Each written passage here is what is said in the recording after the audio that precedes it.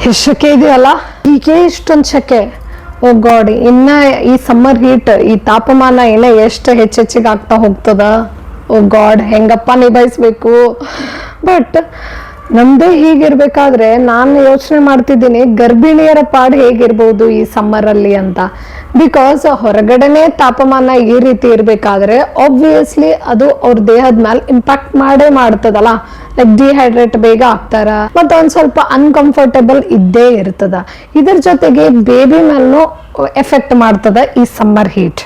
ಹಾಗಾಗಿ ಯೋಚನೆ ಮಾಡ್ಬೇಡ್ರಿ, ಈ ವಿಡಿಯೋದಾಗ ನಾನ್ ನಿಮಗ ಈ ಸಮ್ಮರ್ ಹೀಟ್ ನಿಮ್ಮ ಯಾವುದೇ ದುಷ್ಪರಿಣಾಮ ಆಗ್ಲಾರ್ದಂಗ ಹೇಗ್ ನೋಡ್ಕೋಬೇಕು ನಿಮ್ಮನ್ನ ನೀವೇ, ಅಂದ್ರೆ ನಿಮ್ಮನ್ನ ನೀವೇ ಯಾವ ರೀತಿ ಕೂಲ್ ಆಗಿ ಇಟ್ಕೋಬೇಕು, ಸೇಫ್ ಆಗಿ ಇಟ್ಕೋಬೇಕು, ಮತ್ತೆ ನಿಮ್ಮ ಮಗುವಿನ ಮೇಲೂ ಯಾವುದೇ ಒಂದು ದುಷ್ಪರಿಣಾಮ ಈ ಸಮ್ಮರ್ ಹೀಟ್ ಇಂದ ಆಗ್ಲಾರ್ದಂಗ ಹೇಗೆ ನೋಡ್ಕೋಬೇಕು, ಒಟ್ಟಿನಲ್ಲಿ ಗರ್ಭಿಣಿಯರ ಆರೈಕೆ ಈ ಸಮ್ಮರ್ ಅಲ್ಲಿ ಹೇಗಿರ್ಬೇಕು ಅಂತ ಕೆಲವೊಂದಿಷ್ಟು ಸಿಂಪಲ್ ಆದ ಪ್ರಾಕ್ಟಿಕಲ್ ಆದ ಟಿಪ್ಸ್ ಮೂಲಕ ಹೇಳ್ತೀನಿ. ಸೊ ವಿಡಿಯೋನ ಮಿಸ್ ಮಾಡ್ಲಾರ್ದೆ ಪೂರ್ತಿಯಾಗಿ ಸ್ಕಿಪ್ ಮಾಡದೆ ನೋಡ್ರಿ. ಹಲೋ, ಹಾಯ್, ನಮಸ್ತೆ, ನಾನು ಗಂಗಾ. ನನ್ನ ಚಾನಲ್ ನಮಸ್ತೆ ಮಾಮ್ಸ್ ಕನ್ನಡ ವ್ಲಾಗ್ಸ್ಗೆ ಸ್ವಾಗತ ಎಲ್ಲರಿಗೂ. ಹೊರಗಡೆ ತಾಪಮಾನ ಏರ್ತಾ ಇರ್ಬೇಕಾದ್ರೆ ಗರ್ಭಿಣಿಯರ ದೇಹದಲ್ಲಿ ಹೀಟ್ ಕೂಡ ಹೆಚ್ಚಿಗೆ ಆಗ್ತಿರ್ತದೆ. ಅಂದ್ರೆ ಅವರ ದೇಹದ ಟೆಂಪರೇಚರ್ ಕೂಡ ಹೊರಗಿನ ವಾತಾವರಣದ ಅನುಗುಣವಾಗಿ ಏರ್ತಿರ್ತದ. ಅಷ್ಟೇ ವೇಗವಾಗಿ ಗರ್ಭಿಣಿಯರ ದೇಹ ಡಿಹೈಡ್ರೇಟ್ ಕೂಡ ಆಗ್ತಿರ್ತದ.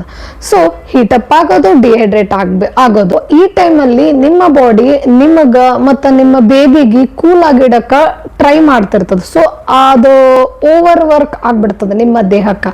ಬಿಕಾಸ್ ಎಷ್ಟು ಬೇಗ ಟೆಂಪರೇಚರ್ ರೇಸ್ ಆಗ್ತಿರ್ತದ, ಹೀಟಪ್ ಆಗ್ತಿರ್ತದ, ಅಷ್ಟೇ ಬೇಗ ಡಿಹೈಡ್ರೇಟ್ ಕೂಡ ಮಾಡ್ತಿರ್ತದ. ಸೊ ಮತ್ತೆ ನೀವು ಅದನ್ನ ರಿಫ್ಯೂಲ್ ಮಾಡ್ಕೋಬೇಕು, ಹೌದಲ್ಲ? ಅಂದ್ರೆ ನೀರೆಲ್ಲ ಸರಿ ಕುಡಿಬೇಕು, ಮತ್ತೆ ದೇಹ ನಾರ್ಮಲ್ ಆಗ್ತದೆ, ಅಂದ್ರೆ ಸ್ವಲ್ಪ ಕೂಲ್ ಆಗ್ತದೆ. ಈ ರೀತಿಯಾಗಿ ಗರ್ಭಿಣಿಯರ ದೇಹ ಈ ಟೈಮಲ್ಲಿ ಸಮ್ಮರ್ ಅಲ್ಲಿ ಓವರ್ ಆಗಿ ವರ್ಕ್ ಮಾಡ್ತಿರ್ತದೆ. ಇನ್ಫ್ಯಾಕ್ಟ್ ಕೆಲವೊಂದು ಸ್ಟಡೀಸ್ ಪ್ರಕಾರ ಒಂದೇ ದಿನ ಸಮ್ಮರ್ ಅಲ್ಲಿ ಸ್ವಲ್ಪ ಜಾಸ್ತಿ ಅತಿರೇಕವಾಗಿ ಹೀಟ್ ಇತ್ತು ಅಂತಂದ್ರೆ, ಟೆಂಪರೇಚರ್ ಜಾಸ್ತಿ ಇತ್ತಂದ್ರೆ ಅದು ಗರ್ಭಿಣಿಯರ ಮ್ಯಾಲ ಡಿಹೈಡ್ರೇಷನ್ ರಿಸ್ಕ್ ಹೆಚ್ಚಿಗೆ ಮಾಡ್ತದ, ಮತ್ತೆ ಪ್ರೀ ಟರ್ಮ್ ಬರ್ತ್ ಆಗುವಂತ ಚಾನ್ಸಸ್ ಇರ್ತದ, ಮತ್ತೆ ಲೋ ಬರ್ತ್ ವೇಟ್, ಮಗುವಿನ ತೂಕ ಕಡಿಮೆ ಇರುವಂತಹ ಚಾನ್ಸ್ನು ಹೆಚ್ಚಿಗೆ ಮಾಡ್ತದ. ಇಷ್ಟೆಲ್ಲ ರಿಸ್ಕ್ ಈ ಸಮ್ಮರ್ ಹೀಟ್ ಇನ್ವಾಲ್ವ್ ಮಾಡ್ಕೊಂಡಿರ್ತದ. ಹಾಗಾಗಿ ಈ ಸಮ್ಮರ್ ಹೀಟ್ ನ ಗರ್ಭಿಣಿಯರು ಟ್ಯಾಕಲ್ ಮಾಡಲೇಬೇಕು, ಅದು ಸೇಫ್ ರೀತಿಯಿಂದ. ಯಾವ ರೀತಿ ಅಂತ ಹೇಳ್ತೀನಿ. ಅದಕ್ಕಿಂತ ಮುಂಚೆ ನಂದೇ ಒಂದು ಸಿಂಪಲ್ ಆದ ಎಕ್ಸ್ಪೀರಿಯನ್ಸ್ ನ ಶೇರ್ ಮಾಡ್ತೀನಿ. ಯಾಕಂದ್ರೆ ಇದನ್ನ ಹೇಳ್ಬೇಕಾದ್ರೆ ನಾನು ಕೂಡ ಅನುಭವಿಸಿದ್ದೆ ಈ ಸಮ್ಮರ್ ಹೀಟ್ ಇಂದ ಒಂದು ಸಣ್ಣದಾದ ಪ್ರಾಬ್ಲಮ್. ಸೊ ಅದು ಶೇರ್ ಮಾಡ್ಬೇಕು ಅನ್ನಿಸ್ತು ನಿಮ್ ಜೊತೆ. ಆಕ್ಚುಲಿ ನನ್ನ ಪ್ರೆಗ್ನೆನ್ಸಿ ಟೈಮಲ್ಲಿ ಸಮ್ಮರ್ ಟೈಮಲ್ಲಿ ನಂದು ಫಸ್ಟ್ ಟ್ರೈಮಿಸ್ಟರ್ ನಡೀತಾ ಇತ್ತು. ಸೊ ಅವಾಗ ಆಲ್ರೆಡಿ ನಂದು ಟ್ವಿನ್ ಪ್ರೆಗ್ನೆನ್ಸಿ, ಅದರ ಮೇಲೆ ಆ ಟೈಮಲ್ಲಿ ಮಾರ್ನಿಂಗ್ ಸಿಕ್ನೆಸ್ ಹೆಚ್ಚಿಗೆ ಇತ್ತು. ಲೈಕ್ ವಾಮಿಟಿಂಗ್ ಈ ಥರ ಎಲ್ಲ ಸ್ವಲ್ಪ ಅತಿರೇಕವಾಗಿತ್ತು. ಆ ಟೈಮಲ್ಲಿ ನನಗೆ ಈ ಸಮ್ಮರ್ ತಾಪಮಾನ ಏನಿತ್ತಲ್ಲ ಅದು ಹೆಂಗೆ ಎಫೆಕ್ಟ್ ಮಾಡತ್ತಿತ್ತು ಅಂದ್ರೆ, ನನಗೆ ಭಾಳನೇ ಸುಸ್ತು, ಆಯಾಸ, fully exhaust ಮಾಡತ್ತಿತ್ತು.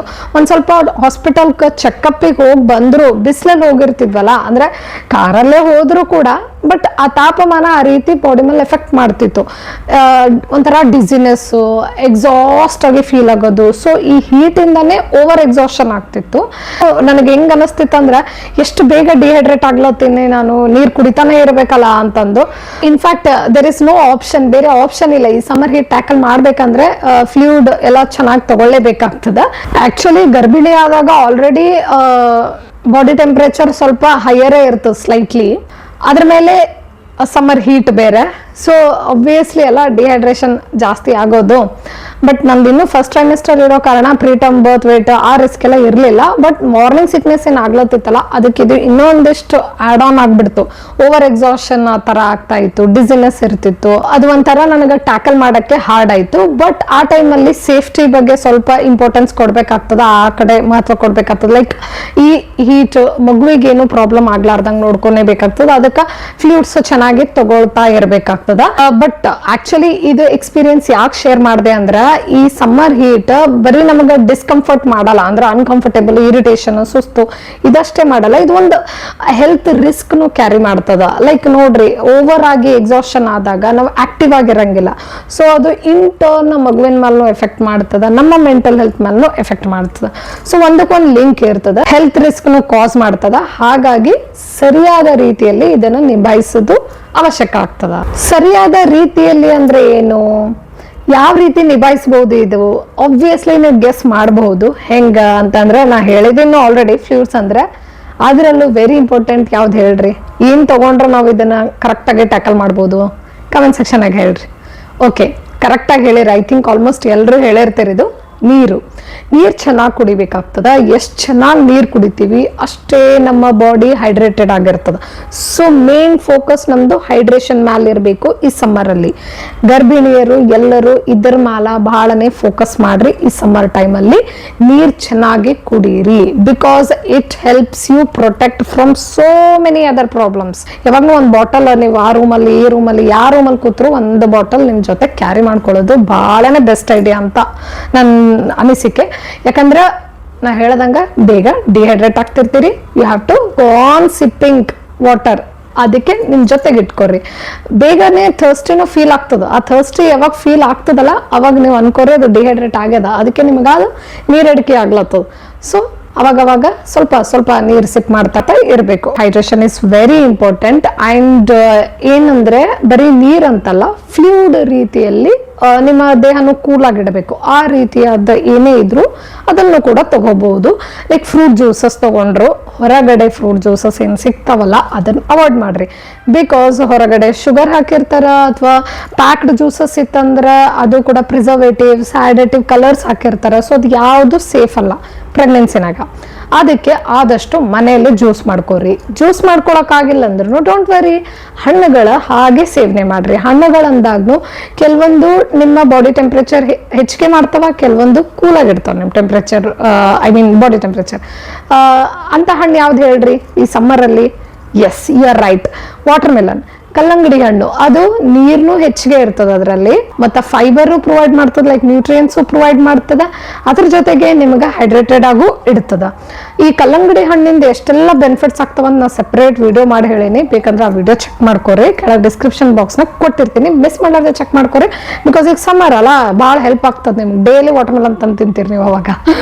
Okay, coming back. ಯಾಕಂದ್ರೆ ಅದು ನ್ಯಾಚುರಲ್ ಶುಗರ್ ಕೂಡ ಅದ. ಸೊ ನಿಮ್ಗೇನಾದ್ರೂ ಶುಗರ್ ಕ್ರೇವಿಂಗ್ ಇತ್ತಂದ್ರೆ ಈ ರೀತಿಯಾಗೂ ಸ್ಯಾಟಿಸ್ಫೈ ಮಾಡ್ಕೋಬಹುದು.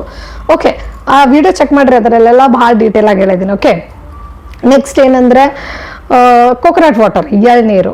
ಎಸ್, ಹೊರಗಡೆ ಹೋದ್ರೆ ಸಾಕು ಅಲ್ಲಿ ಇಲ್ಲಿ ಇಲ್ಲಿ ಅಲ್ಲಿ ಎಳ್ನೀರು ಕಾಣಿಸ್ತಾನೆ ಇರ್ತದೆ ನಿಮ್ಗೆ. ಈ ಟೈಮ್ನಾಗ ಎಳ್ನೀರು ಕುಡೀರಿ. ಯಾಕೆ ಅಂದ್ರೆ ಎಳ್ನೀರು ಡೈಲಿ ಕುಡಿಯೋಕ್ಕಾಗಿಲ್ಲ ಅಂದ್ರು ವಾರದಲ್ಲಿ ಅಟ್ಲೀಸ್ಟ್ 3 ಟೈಮ್ಸ್, 3 ದಿನ ಆದರೂ ಎಳ್ನೀರು ಇರಲೇಬೇಕು ನಿಮ್ಮ ಪ್ರೆಗ್ನೆನ್ಸಿ ಟೈಮ್ನಾಗ ನನ್ನ ಪ್ರಕಾರ. ಬಿಕಾಸ್ ಏನಂದ್ರೆ ಈಗ ನೋಡ್ರಿ, ಸಮ್ಮರಲ್ಲಿ ಹೆಂಗಾಗ್ತದಂದ್ರೆ ಬೆವ್ರು ಬಿಡ್ತದೆ. ಬೆವ್ರು ಬಿಟ್ಟಾಗ ನಮ್ಮ ದೇಹದಿಂದ ಎಲೆಕ್ಟ್ರೋಲೈಟ್ಸ್ ಲೂಸ್ ಆಗ್ತಾವೆ, ಲೈಕ್ ಸೋಡಿಯಂ, ಪೊಟ್ಯಾಷಿಯಂ ಸಾಲ್ಟ್ಸ್ ಎಲ್ಲ ಲೂಸ್ ಆಗ್ತಾವೆ.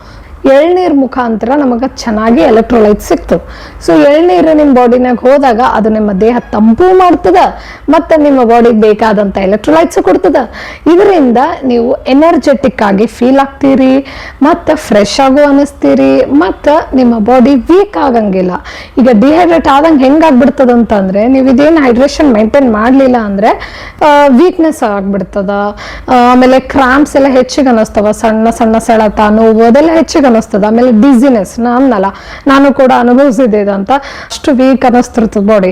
ಸೊ ಆ ಥರ ಎಕ್ಸಾಸ್ಟ್ ಆಗಿ ಫೀಲ್ ಆಗ್ತದೆ. ಇವೆಲ್ಲ ಆಗಬಾರ್ದಂದ್ರೆ ಈ ರೀತಿಯಾದ ಒಂದು ಆಹಾರ, ಐ ಮೀನ್ ಫ್ರೂಟ್ಸು ಮತ್ತು ನೀರಿನ ಅಂಶ ಉಳ್ಳುವಂಥದ್ದು ಆಹಾರ ಪದಾರ್ಥಗಳು ಇನ್ಕ್ಲೂಡ್ ಮಾಡ್ಕೊರಿ. ಇನ್ನೂ ಒಂದು ಮಜ್ಜಿಗೆ, ಮಧ್ಯಾಹ್ನ ಊಟದ ನಂತರ ಅಥವಾ ಮಿಡ್ ಮಾರ್ನಿಂಗ್ ಅಥವಾ ಮಿಡ್ ಈವ್ನಿಂಗಲ್ಲಿ ಒಂದು ಗ್ಲಾಸ್ ಮಜ್ಜಿಗೆ ಕುಡಿಯೋದನ್ನು ಬಹಳನೇ ಒಳ್ಳೆಯದು. ಆ್ಯಂಡ್ ಕೊಕೊನಟ್ ವಾಟರ್ ಬಗ್ಗೆನೂ ನಾನು ಒಂದು ಸಪ್ರೇಟ್ ವಿಡಿಯೋ ಮಾಡೀನಿ, ಹೇಗೆ ಅದು ನಮ್ಮ ಪ್ರೆಗ್ನೆನ್ಸಿಗೆ ಬೆನಿಫಿಟ್ ಮಾಡಿಕೊಡ್ತದ, ಅದರಿಂದ ನಮಗೆ ಯಾವೆಲ್ಲ ನ್ಯೂಟ್ರಿಯೆಂಟ್ಸ್ ಸಿಗ್ತಾವ, ಹೇಗೆ ಅದು ನಮ್ಮ ಮಗುವಿನ ಸೇಫ್ ಆಗಿರೋಕ್ಕೂ ಹೆಲ್ಪ್ ಮಾಡ್ತದೆ ಅಂತೆಲ್ಲ ಡೀಟೇಲ್ ಆಗಿ ಹೇಳಿದ್ದೀನಿ. ಆ್ಯಂಡ್ ವೆರಿ ಇಂಪಾರ್ಟೆಂಟ್ ಏನಂದ್ರೆ, ಎಳ್ನೀರು ಯಾವಾಗ ಕುಡಿಬೇಕು ಅಂದರೆ ಯಾವ ಟೈಮಲ್ಲಿ, ಟೈಮಿಂಗ್ನು ಇಂಪಾರ್ಟೆಂಟ್ ಇರ್ತದೆ. ಸೊ ಯಾವ ಟೈಮಲ್ಲಿ ಕುಡಿಬೇಕು, ಆಮೇಲೆ ಒಂದು ವಾರದಲ್ಲಿ ಎಷ್ಟು ದಿನ ಕುಡಿಬೇಕು, ಈ ಥರ ಚಿಕ್ಕ ಪುಟ್ಟ ಡೌಟ್ಸ್ ಇತ್ತಂದ್ರೆ ಅದೆಲ್ಲ ಆ ವಿಡಿಯೋದಾಗ ಡೀಟೇಲ್ ಆಗಿ ಹೇಳಿದ್ದೀನಿ. ಆ ವಿಡಿಯೋದ್ನು ಲಿಂಕ್ ಕೆಳಗೆ ಡಿಸ್ಕ್ರಿಪ್ಷನ್ ಬಾಕ್ಸ್ನಾಗ ಕೊಟ್ಟಿರ್ತೀನಿ, ಚೆಕ್ ಮಾಡ್ಕೊರಿ ತಪ್ಪಲಾರ್ದೆ.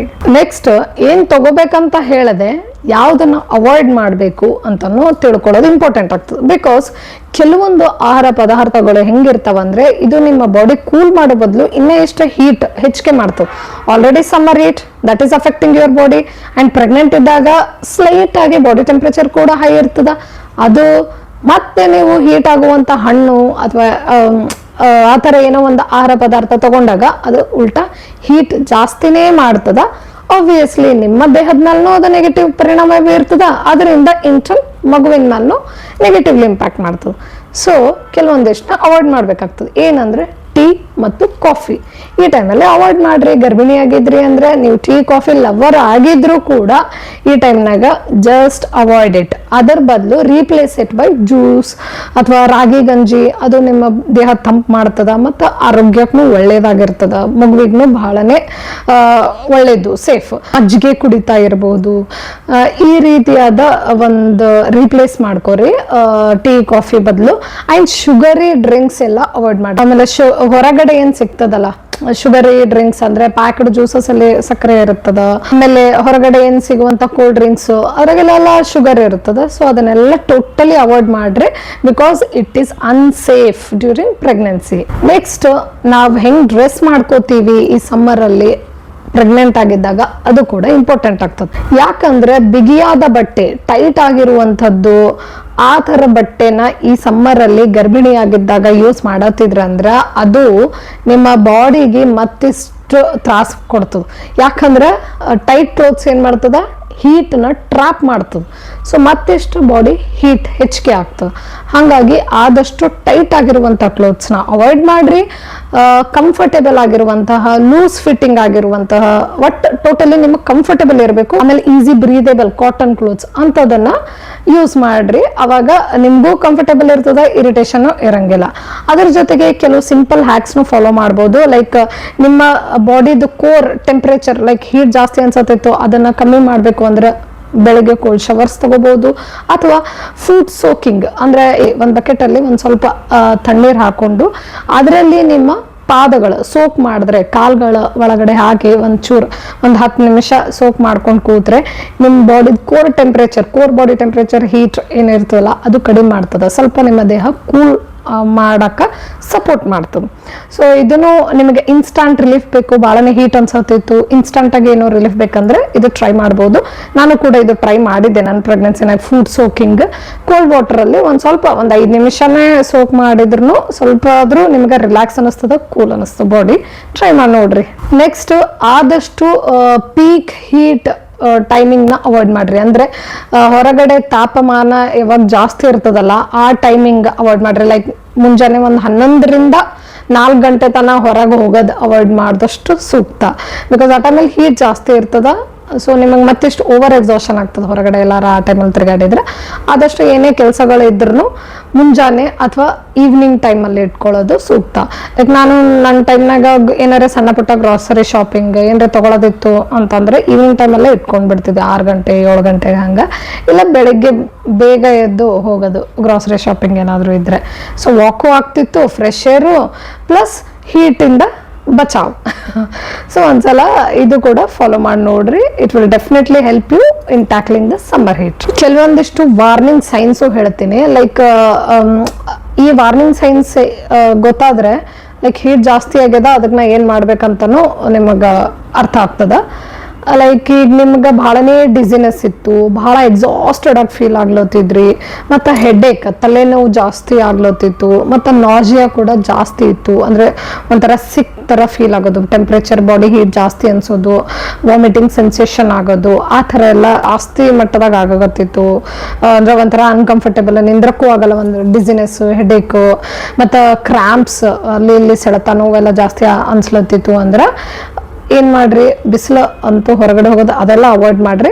ಜಸ್ಟ್ ಒಂದು ಕೂಲ್ ಆಗಿರೋ ಪ್ಲೇಸ್, ಲೈಕ್ ನಿಮ್ಮ ಒಂದು ರೂಮಲ್ಲಿ ಹೋಗಿ ಚಲೋ ಫ್ಯಾನ್ ಅಥವಾ AC ಹಾಕೊಂಡು, ಲೈಕ್ ಇದೆಲ್ಲ ಹೀಟ್ ಜಾಸ್ತಿ ಆಗೋ ಸಲುವಾಗಿ ಆಗ್ತಿರ್ತದೆ ಈ ಟೈಮ್ನಾಗ. ಸೊ ಅವಾಗ ಈ ಥರ ಮಾಡ್ರಿ, ಚೆನ್ನಾಗಿ ನೀರು ಕುಡೀರಿ, ಸ್ವಲ್ಪ ಕೂಲ್ ಆಗಿರೋ ಪ್ಲೇಸ್ನಾಗ ಆರಾಮ್ಸೆ ರೆಸ್ಟ್ ಮಾಡ್ರಿ ಒಂದು ಸ್ವಲ್ಪ. ಅವಾಗ ನಿಮ್ಮ ಬಾಡಿ ಮತ್ತೆ ನಾರ್ಮಲ್ ಟೆಂಪ್ರೇಚರಿಗೆ ಬರ್ತದೆ, ಈ ಎಕ್ಸಾಷನ್ನು ಕಮ್ಮಿ ಆಗ್ತದೆ.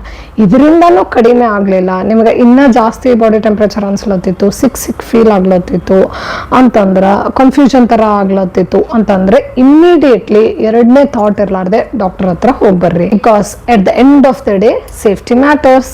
ಫೈನಲಿ ಏನಂದ್ರೆ, ಎಸ್ ನಂಗೆ ಅಂಡರ್ಸ್ಟ್ಯಾಂಡ್ ಆಗ್ತದೆ ಎಷ್ಟೊಂದು ಅನ್ಕಂಫರ್ಟೇಬಲ್ ಇರ್ತದೆ ಈ ಟೈಮ್ನಾಗ ಅಂತಂದು, but with the right care. ನಾ ಏನೇನು ಆರೈಕೆ ಹೇಳಿದೆ ಸಿಂಪಲ್ ಅವ ನೋಡ್ರಿ, ಪ್ರಾಕ್ಟಿಕಲ್ ಆದ ಟಿಪ್ಸ್ ಇವು. ಇಂಥದ್ದನ್ನ ಕರೆಕ್ಟಾಗಿ ಫಾಲೋ ಮಾಡ್ರಿ, ಈ ರೈಟ್ ಕೇರ್ನ ಕರೆಕ್ಟಾಗಿ ಮಾಡ್ಕೋರಿ. ಪ್ಲಸ್ ಹೈಡ್ರೇಷನ್ ಕೂಡ ಚೆನ್ನಾಗಿ ಇಟ್ಕೊಂಡಾಗ ನಿಮ್ಮ ಪ್ರೆಗ್ನೆನ್ಸಿನೂ ಸೇಫ್ ಆಗಿ ಮತ್ತು ಕಂಫರ್ಟೇಬಲ್ ಆಗಿ ನಿಭಾಯಿಸ್ಬೋದು ಅಂತ ಹೇಳ್ತಾ ಇಲ್ಲಿಗೆ ಈ ವಿಡಿಯೋನ ಮುಗಿಸ್ತಾ ಇದ್ದೀನಿ. ನಿಮ್ಗೇನಾದರೂ ಈ ವಿಡಿಯೋ ಇಷ್ಟ ಆದಲ್ಲಿ ಲೈಕ್ ಮಾಡಿರಿ, ಕಮೆಂಟ್ ಮಾಡಿರಿ. ಆ್ಯಂಡ್ ಮುಂದಿನ ವಿಡಿಯೋದಲ್ಲಿ ಮತ್ತೆ ಸಿಗೋಣ. ಅಲ್ಲಿವರೆಗೂ ಬಾಯ್, ಟೇಕ್ ಕೇರ್.